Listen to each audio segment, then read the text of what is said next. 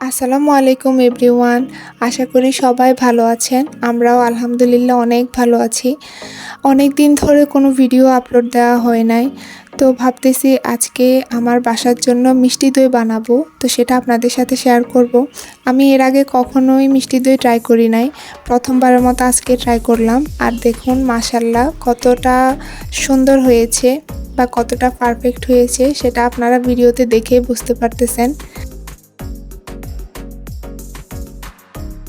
এমন পারফেক্ট মিষ্টি দই বানাতে আমার লেগেছে 1 কেজি গরুর দুধ, 2 কাপ চিনি, 1 কাপ গুঁড়ো দুধ আর একটা 25 টাকা দামের মিষ্টি দইয়ের কাপ। আমি একটাতে মাটির পাত্রে বসাইছি আর আরেকটা হচ্ছে কাচের বাটি।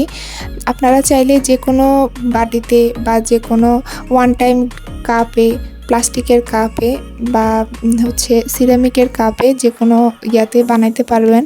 শুধু কিছু ট্রিক্স ফলো করলেই হবে। চলুন ভিডিও বানাতে বানাতে সেগুলো আপনাদের সাথে শেয়ার করব, কিছু টিপস অ্যান্ড ট্রিক্স। প্রথমে আমি চুলায় একটা ননস্টিক পাতিল বসিয়ে দিয়েছি। তো সেখানে 1 কাপ পরিমাণ চিনি দিয়ে দিয়েছি। এগুলোকে এখন নেড়ে চেড়ে মিডিয়াম আঁচে ক্যারামেল তৈরি করে নিব। অনবরত নেড়ে চেড়ে মিশিয়ে নিতে হবে।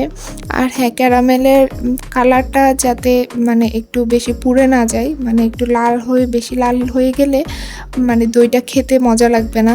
পারফেক্ট ক্যারামেলটা কিভাবে বুঝবেন যে এখন পারফেক্ট হয়েছে সেটা চলুন আপনাদেরকে ভিডিওতে দেখাই দেই। তা আমি অনবরত নেড়ে চেড়ে চিনিটাকে একটু গলিয়ে নিয়েছি। এখন দেখেন কালারটা হয়ে এসেছে, প্রায় একটু একটু বাদামি টাইপের হয়ে এসেছে। তো একটু নেড়ে চেড়ে নিলে আর একটু লালচে টাইপের যখন হয়ে যাবে তখন হচ্ছে আমি আঁচটা আরও কমাই দিই। তারপর কমাই দিয়ে আর একটু লাল করে নিলে তারপর হচ্ছে এখানে 1 কাপ পরিমাণ নর্মাল টেম্পারেচারে রাখা দুধটাকে অ্যাড করে দিয়েছি। ক্যারামেলে দুধটা দেওয়ার পর ক্যারামেলটা জমাট বেঁধে যাবে, এখানে ভয়ের কিছুই নেই। একটু সময় নিয়ে নাড়াচাড়া করলে এটা আবার মিক্স হয়ে যাবে দুধের সাথে। তারপর এটা ঘন হওয়ার পর আমি বাকি যে দুধটুকু ছিল ওগুলো অ্যাড করে দিয়েছি। 1 কাপ পরিমাণ গুঁড়ো দুধ দিয়েছি আর 1 কাপ পরিমাণ চিনি দিয়ে দিয়েছি। এগুলো ভালো করে মিক্স করে নিচ্ছি। দুধটাকে আর একটু ঘন করে নিব। ঘন করে নেওয়ার পর এগুলা চুলা থেকে নামিয়ে অনবরত নেড়ে চেড়ে ঠান্ডা করতে হবে। যদি আমি এভাবেই রেখে দিই তাহলে উপরে একটা সর পড়ে যাবে, তো তাহলে দুধটা ভালো হবে না।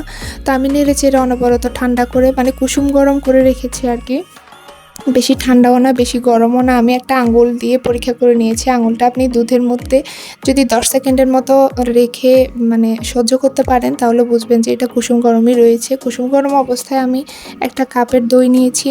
সেটা হচ্ছে যে পানিটা ছড়িয়ে শুধু দইটা মিক্স করে নিচ্ছে দুধের সাথে অনবরত নেড়ে। তারপর এখানে আমি একটু হ্যান্ড উইক্স বলতে এটাকে আমরা ডালের ঘুটনি বলি। তো হ্যান্ড উইক্সটা আমার হাতের কাছে ছিল না, তাই ডালের ঘুটনি দিয়ে একটু ভালো করে নেড়ে ছেড়ে এভাবে ফেনা তৈরি করে নিয়েছি। তো এবার হচ্ছে আমি একটা মাটির পাত্রে পরিমাণ মতো ঢেলে নিয়েছি। তারপর হচ্ছে আরেকটা কাচের বাটি নিয়েছি, সেখানেও দিয়ে দিয়েছি। তো আমার কাছে কোনো ফয়েল পেপার ছিল না, তো একটা যে প্লাস্টিকের প্যাকেটটা থাকে ওটা দিয়ে একটা রাবার দিয়ে মুড়িয়ে নিয়েছি। তারপর যে রুমটাতে একটু গরম বা ওখানে রেখেই বেডের উপরে আমি নিচে একটা তোয়ালের লেয়ার দিয়ে তারপর উপরে ওগুলোকে রেখে ভালো করে চারপাশ থেকে মুড়িয়ে নিয়েছি। তো এভাবে আমি সারা রাতটা দিয়ে দিব। এখন হচ্ছে রাতে 10:30 বাজে, 10:35। সারা রাতটা এভাবেই ছিল। পরে আমি সকালে উঠে আগে ওগুলা বের করে এনেছি। দেখুন কতটা পারফেক্ট হয়েছে। এভাবে একেবারে উপর নিচ করলেও দেখুন দইটা পড়তেছে না। মাশাআল্লাহ অনেক সুন্দর করে বসেছে। তো আমি চামচ দিয়ে কিছুটা দেখাই দিচ্ছি যে কেমন হয়েছে।